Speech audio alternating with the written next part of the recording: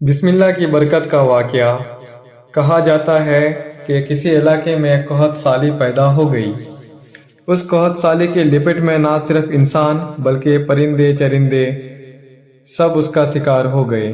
مویشی ملکان بے حد پریشان تھے۔ اس دوران ایک مسجد کے مولوی نے جمعہ کے خطبے میں نہایت یقین کے ساتھ یہ بات بتائی کہ اللہ کا نام لے کر یعنی بسم اللہ پڑھ کر دریا کو حکم دیا جائے تو وہ بھی نافرمانی نہیں کرتا۔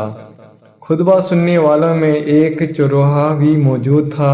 مولوی کی یہ بات اس کے دل میں اتر گئی اور اس بات پر اس کا یقین کامل ہو گیا۔ اس نے واپس آ کر اپنی بکریاں کھولیں اور سیدھا دریا پر چلا گیا۔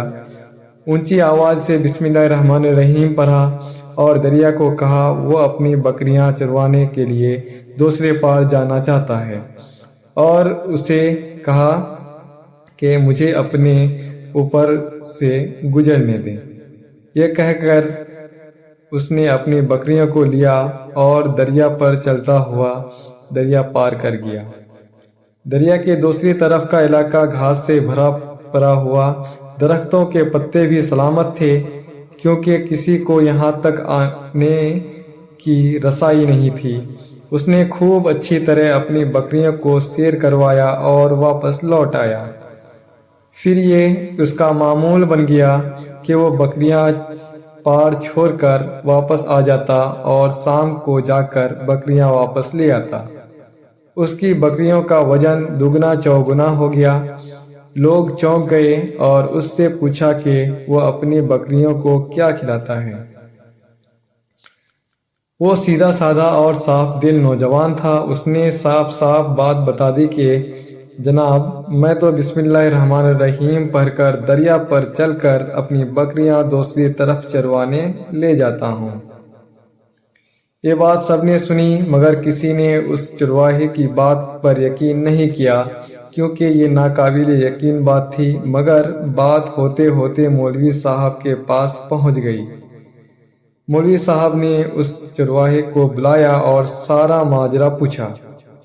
اس چرواہے نے مولوی صاحب کو ہی حوالہ بنا لیا کہ مولوی صاحب، میں تو آپ کا شکریہ ادا کرنے والا تھا۔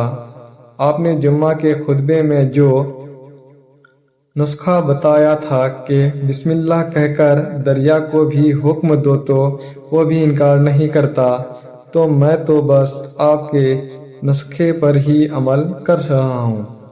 مولوی صاحب حیرت سے اس کے چہرے کو دیکھتے رہے۔ مولوی صاحب نے کہا، بھائی صاحب، ایسی باتیں تو ہم ہر جمعہ میں کرتے ہیں، فقط ان کا مقصد لوگوں کا ایمان بنانا ہوتا ہے۔ مگر بکریوں والا ڈٹا رہا کہ میں تو بسم اللہ کہہ کر پانی پر چلتا ہوں اور بکریوں سمیت پانی پار چلا جاتا ہوں۔ آخرکار مولوی صاحب نے صبح خود یہ تجربہ کرنے کی ٹھانی، جسے دیکھنے چرواہے سمیت پورا علاقہ بھی آ گیا۔ مجموعہ زیادہ تھا۔ مولوی صاحب نے ایک دو بار سوچا کہ انکار کر دوں کہ کہیں ڈوب نہ جاؤں، مگر وہ جو مولوی صاحب کو کندھے پر اٹھا کر لائے تھے اب بھی خوش و خروش سے اللہ اکبر کے نعرے لگا رہے تھے اور مولوی صاحب کے حق میں تعریفیں کر رہے تھے۔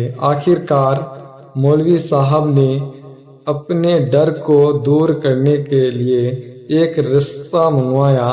پہلے اسے ایک درخت کے ساتھ باندھا، پھر اپنے کمر کے ساتھ باندھا، پھر ڈرتے ڈرتے ڈھیلا ڈھالا بسم اللہ پڑھا اور دریا پر چلنا شروع ہو گئے۔ مگر پہلا پاؤں ہی رکھا تھا کہ پانی میں گر گئے۔ مولوی صاحب ڈوب گیا کھانے لگے اور پانی کے بہاؤ میں بہنا شروع ہو گئے۔ لوگوں نے کھینچ کھینچ کر باہر نکالا۔ مولوی صاحب کی اس حرکت نے چرواہے کو پریشان کر دیا کہ مولوی صاحب کی بسم اللہ کو یہ کیا ہو گیا ہے، کیونکہ اس کا یہ روز کا معمول تھا۔ اس نے اپنے یقین میں کوئی فرق نہ آیا۔ اس نے بسم اللہ کہہ کر بکریوں کو پانی کی طرف اشارہ کیا اور نوجوان خود ان کے پیچھے چلتا ہوا پار چھوڑ کر واپس بھی آ گیا۔ لوگ اسے ولی اللہ سمجھ رہے تھے اور اس کے حق میں نعرے لگا رہے تھے، مگر وہ سب سے بے نیاز سیدھا سادہ انسان تھا۔ وہ مولوی صاحب کے پاس پہنچا اور کہا، مولوی صاحب، میں آپ کی بسم اللہ کی تعریف سے کافی پریشان تھا، مگر پانی پر چلتے ہوئے مجھے آپ کی بسم اللہ کی بیماری کا پتہ چل گیا۔ اس چرواہے نے درخت سے بندھی رسی کی طرف اشارہ کیا اور کہا، مولوی صاحب، یہ ہے آپ کی بسم اللہ کی بیماری، آپ کی بسم اللہ کی برکت کو یہ رسہ کھا گیا۔ آپ کو اللہ اور بسم اللہ سے زیادہ اس رسے پر بھروسہ تھا، لہٰذا اللہ نے بھی آپ کو رسی کے حوالے کر دیا۔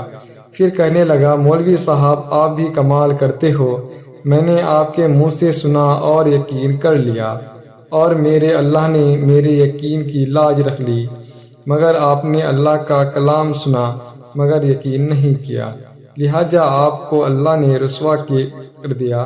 محترم عزیز دوستوں، یہی کچھ ہمارا حال ہے۔